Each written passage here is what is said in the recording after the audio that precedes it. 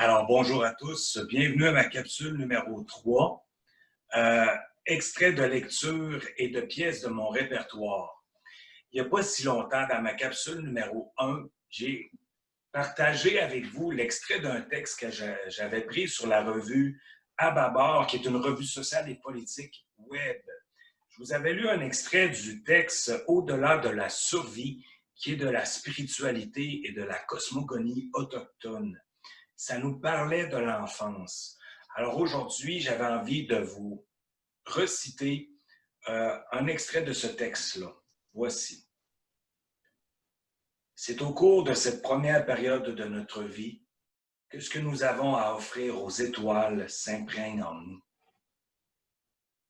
Alors moi, ça me parle beaucoup, ça, et ça me fait penser à une entrevue que j'ai faite dans le cadre de l'émission Entre vraie richesse et tabou avec Thomas Dassembourg.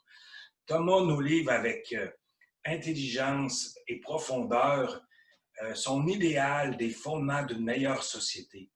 Alors voici l'extrait de cette entrevue-là.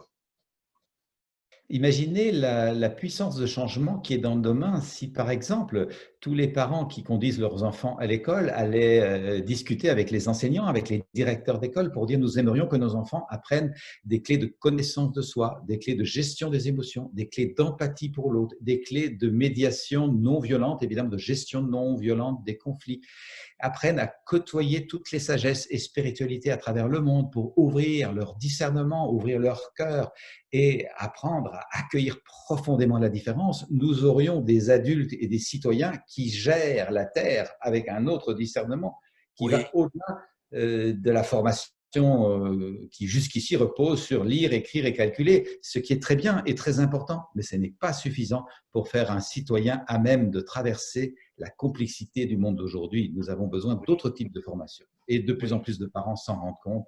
Et je pense qu'il est temps de faire passer le message dans les structures.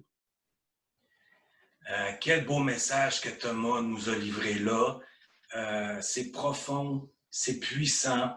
Et moi, ça me parle beaucoup de préparer l'avenir pour nos enfants à partir de leur éducation dans le présent.